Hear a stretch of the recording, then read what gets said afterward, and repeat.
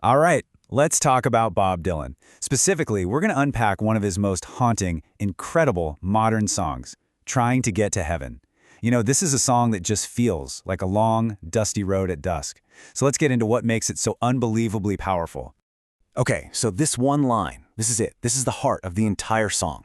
It's repeated almost like a prayer or a mantra, and it sets up everything. All the mystery, all the desperate urgency of this journey. See, it's not just about getting to heaven. It's about getting there before they close the door. It's all about that deadline. So if we're gonna understand this journey, we first have to get a feel for the world he's moving through. And man, this song paints such a vivid picture. It's this incredible atmosphere, both physical and emotional. Just this heavy sense of exhaustion that hangs over absolutely everything. And you gotta know where this song comes from, right? Context is everything. This is off the 1997 album Time Out of Mind, which was this massive comeback for Dylan.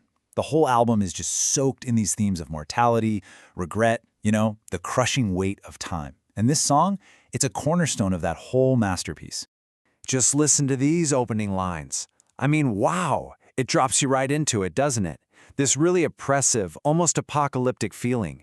You can literally feel the heat. You can feel that rumbling in the sky. This is not some pleasant walk in the park. No way. This is a struggle against the world from the very first line. So you have this heavy, oppressive atmosphere, and that's the backdrop for the physical journey itself. And what a journey it is. The guy in the song, he's never still. He is just relentlessly on the move, crossing this kind of forgotten, almost ghost-like version of America. And the lyrics give us this map of his wandering. He's been through Missouri, down to New Orleans, up to Baltimore, even this mysterious place called Sugartown. These aren't just random dots on a map. Together, they paint a picture of a life spent in constant motion, a life of just being displaced. There's no real destination, just forward. And this image, wow, it is so incredibly powerful. So much of the journey seems to be by train, and this line just captures the feeling perfectly. This isn't the excitement of travel we're talking about. It's dread. It's this heavy anticipation. Those hearts aren't beating with hope. No, they sound like clocks ticking down, like pendulums swinging on chains, just counting out the time that's left.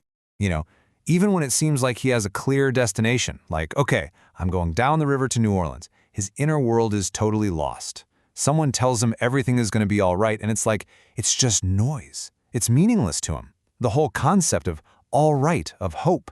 It's like a foreign language he doesn't speak anymore. And this is so important to understand. This is not just a physical trip. As he's moving across the country, he's also traveling through his own mind, through his memories. And he is absolutely haunted by the ghosts of everything he's lost along the way. And here's where it gets really interesting, kind of contradictory. He sings that a memory doesn't haunt me like it did before, but then, just a little later, he says, every day your memory grows dimmer. So what is it? Is he actually getting over this past love, or is he just losing the memory to time? Is it healing, or is it just fading away? That uncertainty is a huge part of his weariness. And then we get this line, which really feels like the heart of the pain.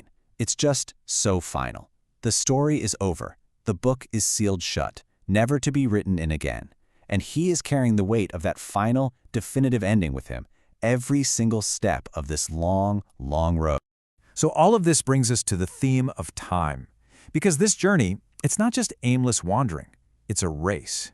It's a frantic race against some invisible, unspoken deadline. He's racing against that closing door we talked about at the beginning. And what's really amazing here is how this song started to mirror Bob Dylan's own life. I mean, think about it. He first played this song live way back in 1999, and he was still playing it 20 years later, in 2019. This song about a long, weary journey became a central part of his own never-ending tour. 287. Just let that number sink in. He performed this song live 287 times.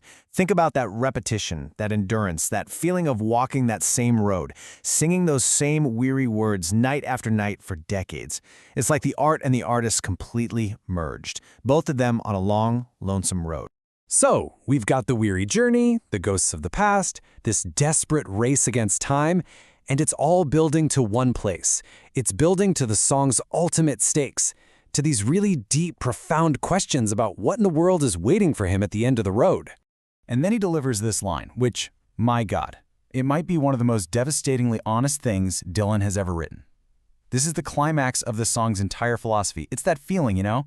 When you think you've hit rock bottom, you find out rock bottom has a basement.